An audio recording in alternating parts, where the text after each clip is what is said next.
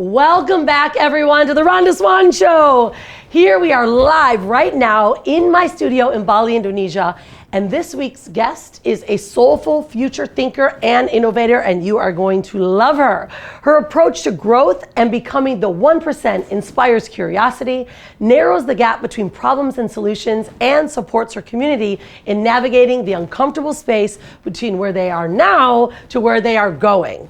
Kiri-Maree Moore is the founder of the 1% movement and believes in inclusive leadership and the power of cultural impact to disrupt and sustain change in old ways. We are so thrilled to have you here, Kiri-Maree. Welcome to the show.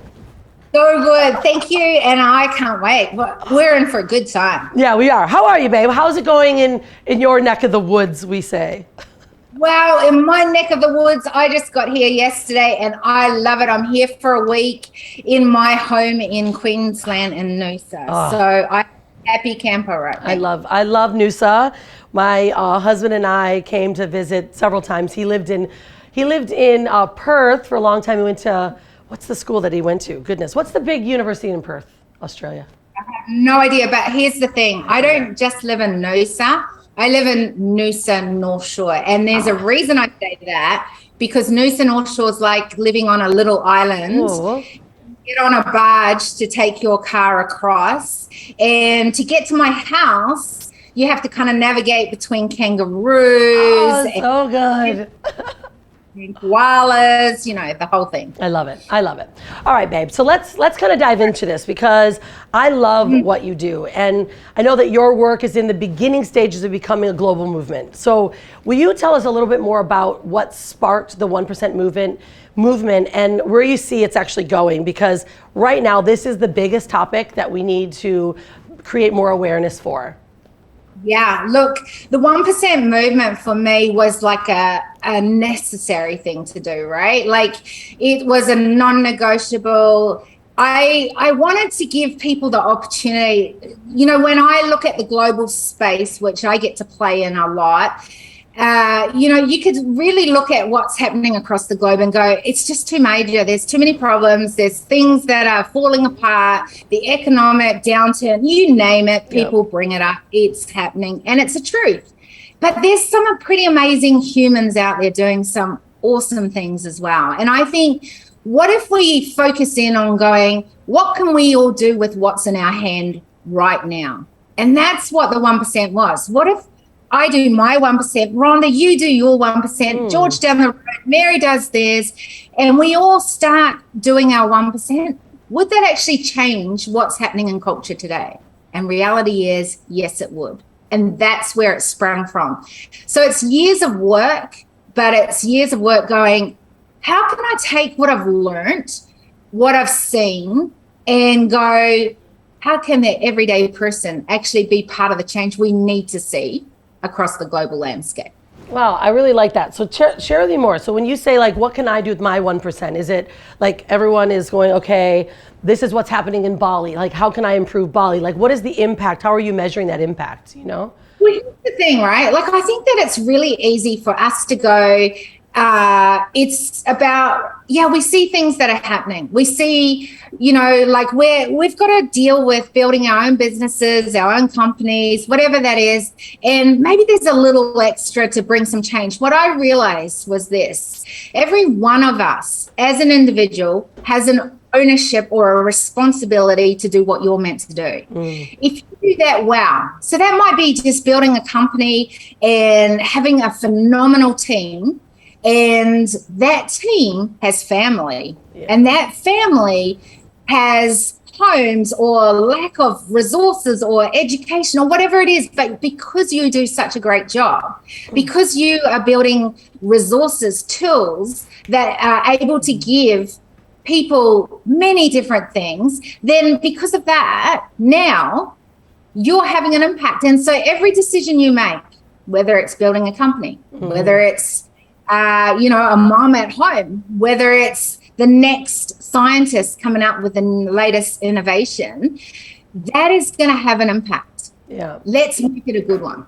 Yeah, I like that. So like, for instance, we always, especially in all of our companies, we always have, people call it tithing. We always eighth, because eight's my favorite number, So I always take 8% of everything that we do and we give it to, to certain charities. Would you say, like, even just adding something like that into your business is ways that people can like level up into their 1%?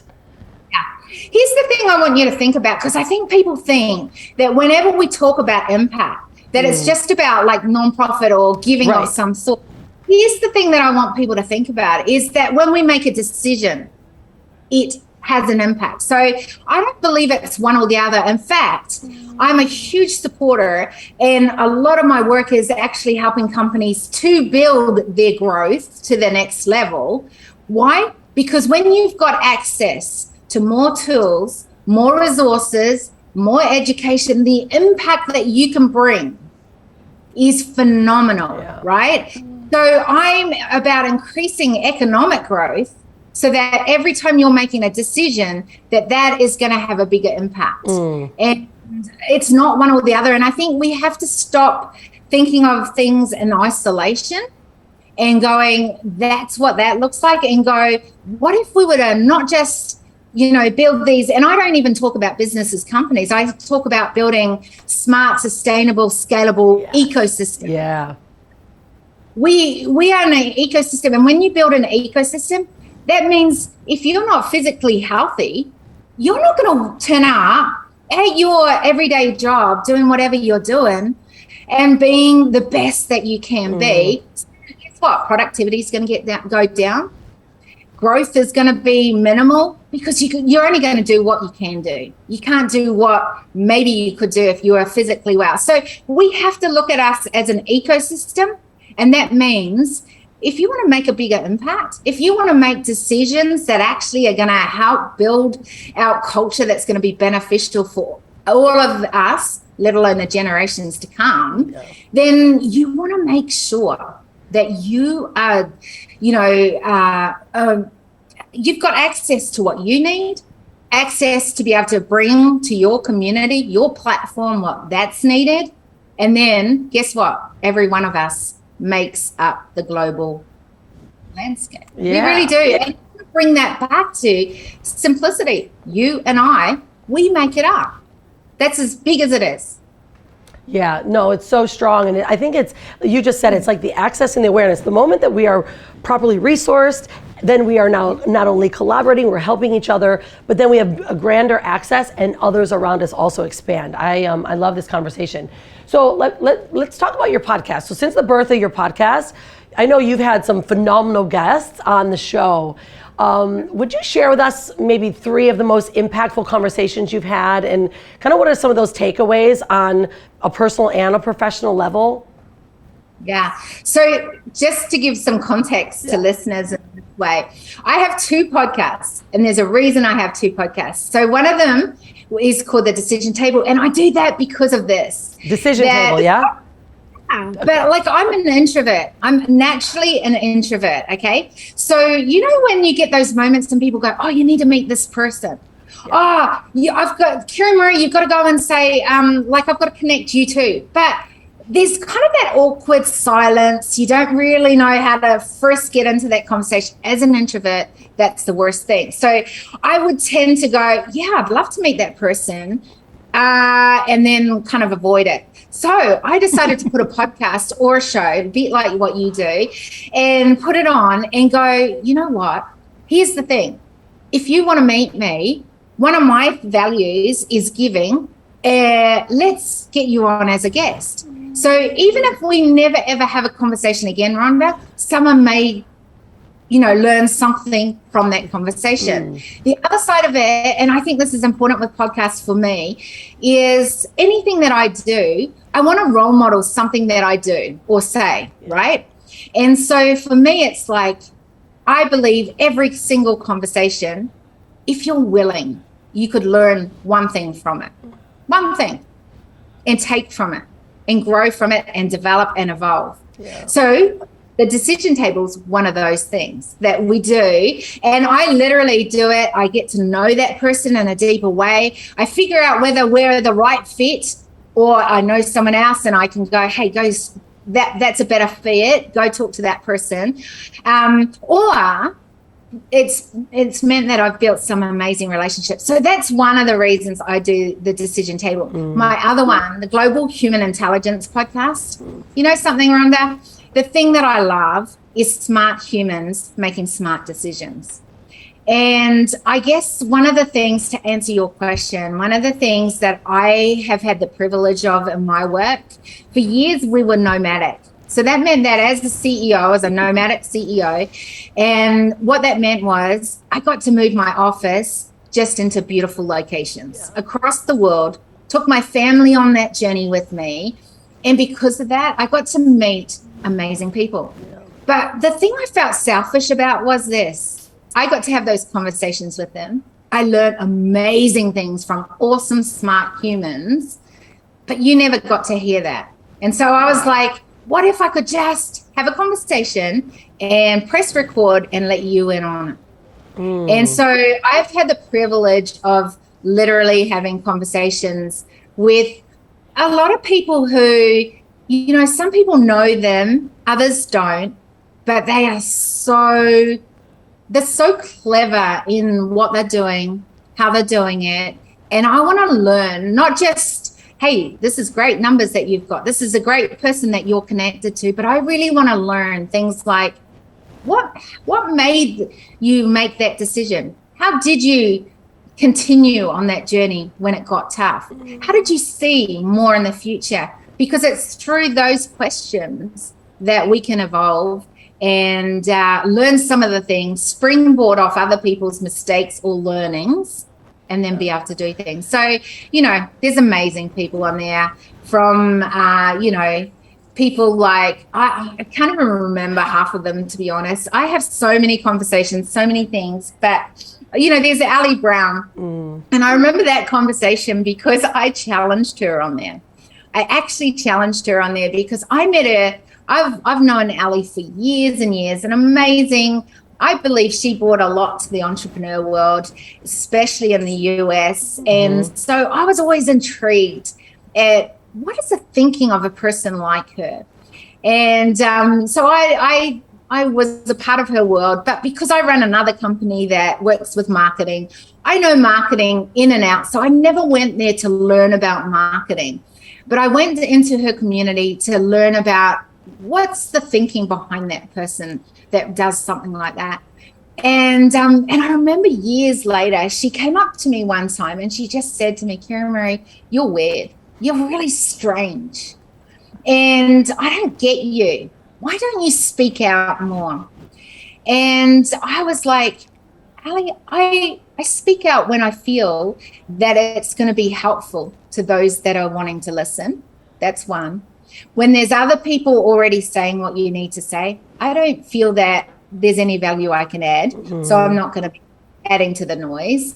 And the other side of it was, and I believe that actually what we're talking about here isn't where we need to go going forward. And I remember I had one of my clients with me at that moment, and she said to me, she goes, Kiri-Maree, whatever you do, I hope you never, ever hang out with that woman again. And I said, no. Just watch this space. So the reason I say this story, because she came on my podcast and I called her on that. And I said, remember that time you called me weird, you know, and strange? Because it hurt, Rhonda. It was like. For sure. Do that. No, it didn't hurt. I was kind of used to it, to be honest. And you know what she said to me? She said, yeah, Kiri-Maree. She said, you're right. I did at that time think that because you were way ahead of where I was at. And I couldn't understand you. I didn't understand where you were coming from. But she said, I'm catching up. I'm getting it now. And I love that because often we see these amazing humans doing all these things. But the thing that I think I really want people to really understand, and that's what's good about that podcast, is that it's actually we're an evolving human race and we need to keep evolving. And if we continue to do it, the old approach, nothing's going to change. Yeah. Nothing. And, you know, there are some amazing people who have done amazing things, But if they can keep evolving, so can we. Wow, I love that. That's like really wisdom from the depths of you, sister, because you really opened up a lot of different things. Like, first off, I think we're giving permission. I wanted to ask you this is because you said you're an introvert, right? No one would ever know that, right? No one would really ever know that. However, how did you really found a way to allow yourself, right, to be out in front and to be comfortable in that space, but still protect your boundaries. So how do you, as an introvert, really, how do you protect your boundaries, and where, what do you do to really keep yourself grounded, yet still leaving such a strong impact that you are? Yeah, and I think that comes to a bigger vision beyond yourself. Like, I'm a woman of faith, so I believe that there's something that I was brought here on earth beyond who I am, beyond what I was able to do. And because of that, like, it's almost like a secret source I get to call on, right? But then beyond that is a bigger vision. Okay, so if I went through everything that I did as a young girl, which was not always a good story, and if I had those learnings and got through that, there must be a bigger reason to why I'm here. And I was that kid that didn't have a voice, and I just was like, okay, I don't have a voice, but I want to be able to create platforms where every human can have a voice if they need one. And that doesn't, sitting by yourself under a coconut palm tree, sipping a pina colada, doesn't really do it. So my drivers have been bigger than myself. So again, giving voice has meant that I've had a driver that's beyond me. In other words, when I lack, when I don't want to, when I lack the confidence to get up and get out there and do it, I go, but what if it just gives one more person a voice that didn't have a voice before? And things like patterns, I'm fascinated. I'm extremely geeky. And so I look at patterns, have done, and to really rewire from patterns that don't work, disrupt those, and then create new ones, right? So that we get the solutions we want. I have literally done a lifetime of figuring out that. And because of those patterns and watching, and I'm a results orientated person, so I love watching results change. I love watching data. I love gathering information and seeing an improvement. So if I can do that by changing culture, then I'm leaving behind footprints for my kids and my kids' kids that is going to be helping them to springboard forward. So that's a major driver too. And then I think about culture in general. I love the whole, I've got to really work and be in so many different communities across the globe. And it's always been so inspiring to me to learn from other people. And I just go, what if we could have more of the other people, different distinctions at the tables where top decisions are being made? Would that change what's happening in culture? And so I'm really driven to get different people at the tables. You would probably find yourself at some of those tables where everyone looks the same, everyone can be often of the same gender and saying the same things. And if we continue doing that, we're just not going to see change happen. So, those drivers are way beyond my introvert side. Yeah. Well, no, it makes me think of, I remember you were just recently featured in the USA Today article, and you were actually quoted, okay? So it gave me goosebumps because you just brought it right into light. You said, rather than looking at leadership as a zero-sum game, we need to look at the broader picture, right? Which takes us out of that fear, all of those things, because it's so much grander than us, right? Can you touch on that a bit? Because look, I literally, it gave me goosebumps because it's like, it really is so much bigger than us. And the moment we realize that, then now we can really approach and bring things even stronger into light. Yeah, and I think that it's really easy as a human to get consumed by what we see every day of our life. Go beyond your own borders, beyond just building what you've got to do to provide for yourself, maybe even just for your family. it is amazing what lenses you see. I use that in a way that the best example is taking my children into the villages of, say, Fiji. Yep. And it was really important that whenever I did work in amongst the community, my children came. Now, you got to understand, one of my sons is in a wheelchair. Wow. He's got a lot of special needs. We've got a lot of autism in our house as well. So we know all about, those special sources, those special abilities that are really phenomenal, but you have to work with it, not against it. And I didn't see those as limitations. I didn't see that they being young are limitations.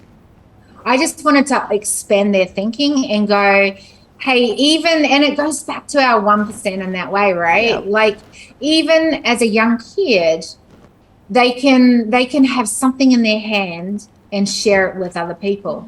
So we would have some fun times going into communities with the kids, and there's a couple of really cool memories. So my daughter, who's autistic, I remember her standing, and we just got out, and you got to understand, to get up to the highlands, you go in this back of the truck, there's no seat belts, you're flying and holding on, hoping you don't fly out the back as you go around these windy, scary roads, right?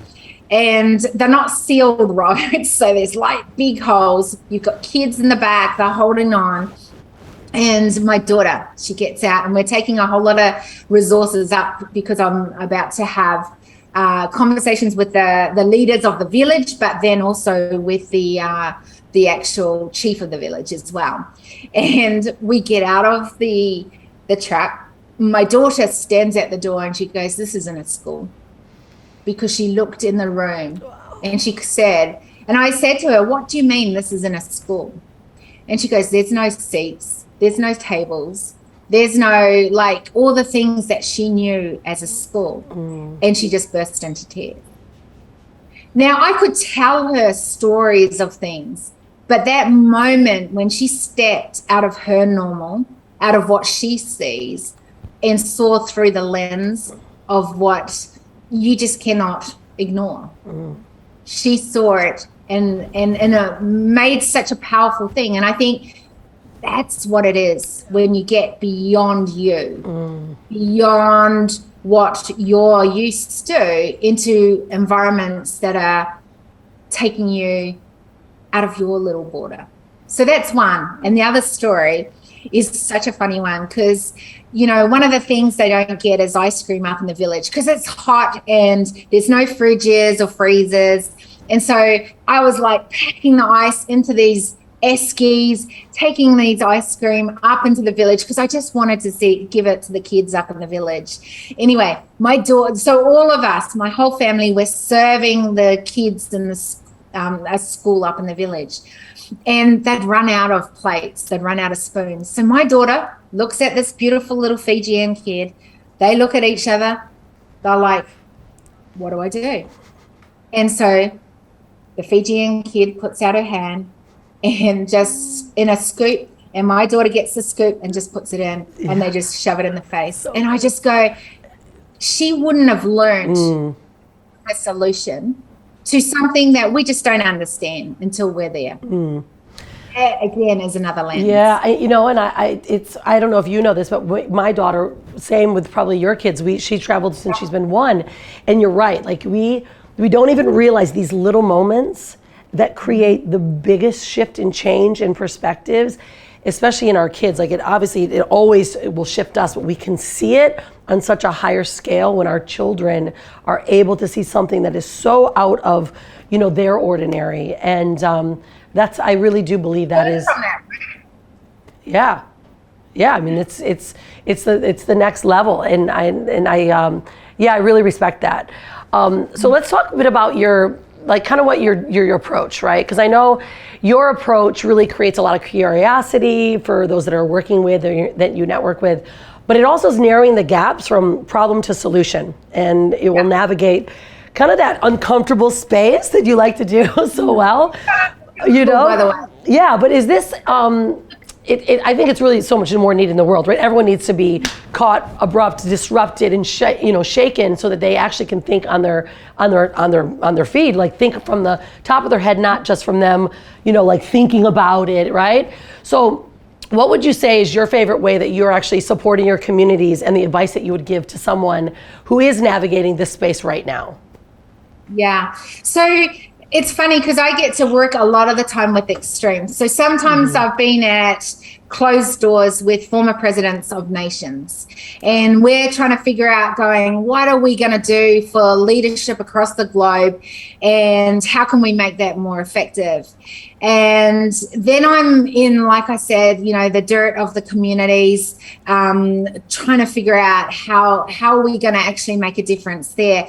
And then it could be I'm in a boardroom, and I find them even more challenging. And the reason being is that often we're building businesses, organizations, companies that are really one way, and we're just getting really stuck in that.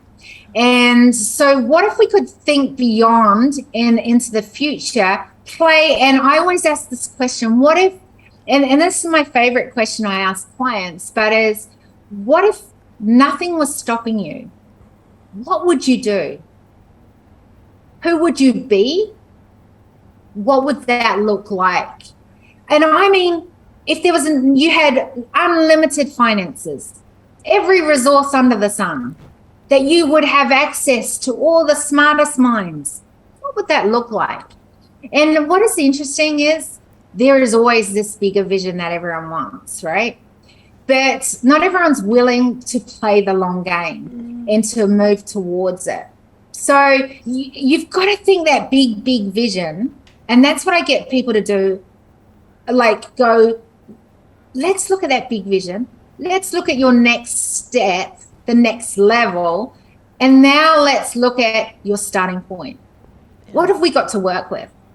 And all I care is that every day you're shifting towards the bigger vision. It's the long term, not the quick term, short term fix. I mean, I love that, because what you're doing is you're literally taking away the barriers, right? All the programming, all the I can'ts. When you said that, I want everyone, especially that's watching the show, I want you to go back and rewind to what she just did. She started asking you to dreamscape without any barriers. I felt that energy shift, right? And I know that's the work that you're doing, and I feel it. And I thank you for really taking that charge and opening up our minds to thinking beyond ourselves, and really leaving more of an impact. So I take that to another step, because here's the thing about that is that first we have to create an awareness, right? We have to have this conversation. And a lot of the time, we're not even inviting people to that conversation. What you said earlier, which was give permission. I want everyone to know that they have permission to have voice. That doesn't mean that I'm going to always agree with you at the table, but you've got permission to have your voice at the table. So we've got to be first willing to create an awareness, right? Then you've got to understand, out of what you've just heard, what we've just had a conversation around, what's the piece that you're going to take ownership of? And that's the important thing, right? I can dream as big as I want to dream, and that's my vision. Rhonda, you can do whatever you want. It's yours. But what is Mary or George or whoever down the street, what are they going to take ownership from their vision, right? And then the important piece is, see, words are lovely, but they don't change anything. And ownership's great if you're willing to take action. And that's the next piece of it, right? So we go the big vision. We then go, okay, so that's where I want to go. But what's my starting point? And then you've got to have the resources, tools, and strategies to be able to do that. And that's why I became so fascinated with patterns, because what if you could make decisions faster and the right ones, and play at a bigger level with the way that's actually my genius zone, is helping people make decisions, the right ones, fast. And because I know all about patterns, right? Because here's the thing. If you keep going back to your default system, you're only going to get the same results that you've always done, right? We know that. what is funny is we often know what the problem is. We often don't know the solution. And if you do know the solution, you don't know how to get there. And that is where, if you can identify what the patterns are, you can actually disrupt that, rewire to new ones, and get the results you actually want. Woo, sing it, sister. We are singing the same song. I love it. All right, so what's next for you? Like, this is sage advice, but really, what's next for you? What do you see yourself going? Like, where, without those borders, without those boundaries, like, what are you doing next? Yeah, I think for me, so going back to the introvert was the secret sauce behind amazing leaders before. Yeah. And I was good with that. And I was really good with that. In fact, I was really good with that. But I realized that I was called to something, bigger than that. And that's where I'm now birthing the 1% movement, where I want people to build out 1% businesses, 1% communities, 1% companies. And I want it to go bigger than Ben-Hur. So, my big ass goal on that one, whoops, sorry, you can delete that piece. That's all right. We have a very open, I'm from Detroit, Michigan. So this girl, it's all right. It comes out. Is imagine by 2052, if we had 1 billion names of humans on what I call the wall of humanity. So I've got that online on the 1% movement. If I got 1 billion names on that wall of amazing humans willing to do their 1%, that's a 10% of the predicted population across the globe at that time. Imagine if I got that. Here's the thing. Would that change culture? If there were 1% of humans willing to do their 1%.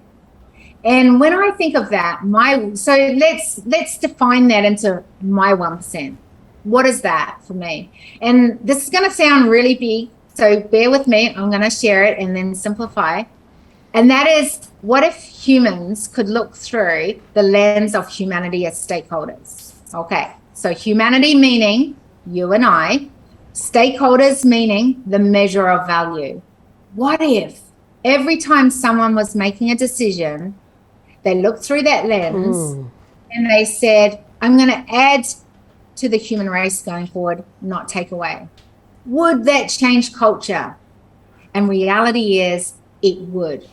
Because if there were 1 billion people, every time they looked through that lens, humanity as stakeholders, they were adding value every time they made a decision, every time they're building out the culture in their family, in their communities, in their companies, it would change it. And that, my friend, is that is what I'm aiming for. Well, that's a mic drop, sister. I mean, you just opened up everyone's mind, not only for what they can do and how they can connect and recreate, but now every thought, every step that they're making, that they are stakeholders in the shift and change in humanity. Woof. All right, love, you are amazing. I am so excited to continue to follow the 1% movement, to support, do my 1% part. All of our audience, I'm going to challenge you to really take step and take ownership, right? You have permission to join the 1% movement. And I can't wait to see you actually, Kiri-Maree, in New York City in September. Right? We're going to share some of the Times Square energy and bring this conversation into a much grander, more global market, because those 300 million households that are watching, that are looking at mainstream media, this is where we need to penetrate, right? And this is my bigger next goal, is how do we penetrate this mass media? How do we help control the narrative to infiltrate their minds and get them away from the garbage that's pulling them down, not adding to? Love it. So Rhonda, are you your name on the wall of humanity? I'm in. Absolutely. Put my name there. Let's do it. I'm there. Love it. Thanks, darling. You're amazing. I hope everyone had and enjoyed this deep dive into the mind of Kiri-Maree and what the 1% movement is doing for humanity. This is our time. This is our part. Let's play this game together. Look forward to seeing you on the next episode. Have a great one. Don't forget to be unstoppable and stay wild.